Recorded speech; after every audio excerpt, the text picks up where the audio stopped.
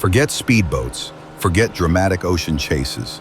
The real cartel war has moved somewhere nobody expects, right into American ports, cargo yards, shipping terminals, stacks of steel containers stretching so far they disappear into the fog. This is where the new battle happens. Quiet, calculated, hidden inside normal trade. And one operation changed everything. It started with a shipment labeled frozen fish, perfect paperwork, clean routing, a spotless customs history, nothing wrong on the surface. But inside those pallets, not seafood, not harmless product, a concealed drug pipeline engineered by professionals. The cartel believed no one would ever look this deep. They thought law enforcement only watched the ocean. They thought ports were untouchable. They were wrong. The U.S. Coast Guard was already tracking them, not with sirens, but with data and patience. Modern interdictions don't begin with engines starting. They begin with anomalies, tiny signals inside massive global systems. A vessel's AIS beacon flickering offshore, a container transfer logged at a strange hour, a logistics broker with paperwork almost too perfect, a refrigerated shipment processed faster than it should be. Individually, nothing. Together, everything. Analysts call this the stitch, the moment when scattered threads pull tight around a target. The stitch pointed to a single refrigerated container arriving at a major U.S. port at dawn.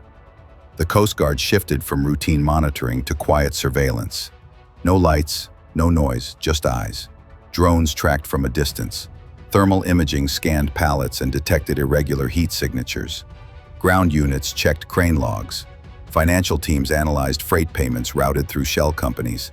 Every data point increased suspicion. But suspicion isn't enough. Professionals build cases, not headlines. So the operation expanded into a coordinated multi-agency move. Coast Guard Maritime Intelligence, port security units, DEA financial analysts, Homeland Security legal teams, forensics on standby. No drama, no alarms, just precision. Then came the moment.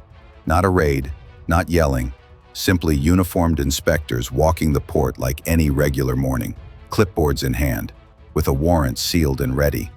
Inside the container, fish, ice, legitimate packaging. But under the top layer, something else. Cavities carved into pallets, vacuum-sealed drug bricks hidden in frozen blocks, fake barcodes, counterfeit temperature indicators, industrial sealing tape designed to fool any casual check. This wasn't hobby-level smuggling. This was supply chain infiltration. The Coast Guard didn't seize a shipment.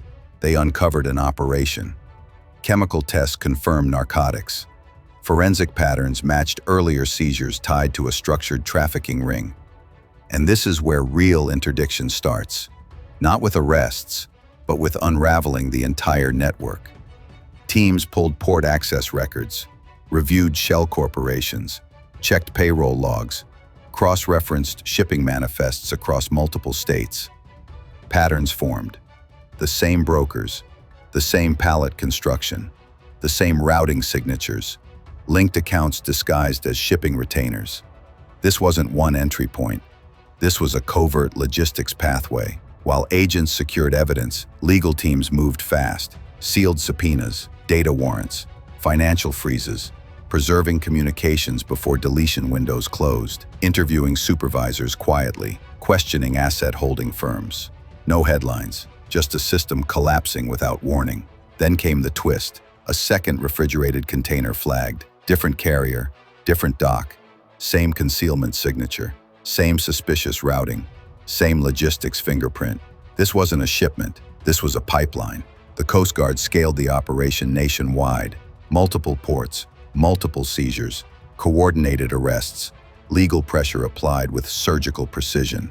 No explosions, no drama, just methodical dismantling of a criminal logistics network. The cartel didn't just lose drugs, they lost infrastructure, corrupted insiders, trusted access, financial cover, international timing, a logistics artery, cut clean. Picture a port at 3 a.m., fog curling around steel towers, forklifts humming in the distance, 10,000 containers sitting silent. Could you spot the one that doesn't belong? Most people can't. But if you're still listening, You're thinking like an analyst, like someone who sees patterns in quiet places, someone who understands silent warfare. Stay sharp. The mission isn't over. As seizures wrapped up, investigators traced everything backward. Freight forwarders, warehouse subcontractors, refrigeration technicians, shadowy brokers, structured cash movements buried in payroll. By dawn, arrests were complete. By afternoon, accounts frozen. By night, evidence filings locked. Within days, sealed indictments. No fireworks, just a criminal pipeline erased. Most viewers never hear these stories because when interdictions succeed, they vanish from the public eye. That's the point. Real protection isn't loud, it's quiet, relentless, unseen. And the U.S. Coast Guard executes that mission every single day, not just at sea, but inside the arteries of American commerce. Remember this image, a silent pallet among thousands, a gloved hand tapping wood, a hollow echo. One nod, a network collapses. Not a chase, not a firefight, just a knock on the right container, and the end of a cartel pipeline. That is modern interdiction. That is precision law enforcement. That is how silent wars are won. If you want part 2, how forensic labs trace chemical signatures, how encrypted doc messages get cracked, and how corruption networks fall, comment, force, subscribe, stay vigilant. This briefing ends here.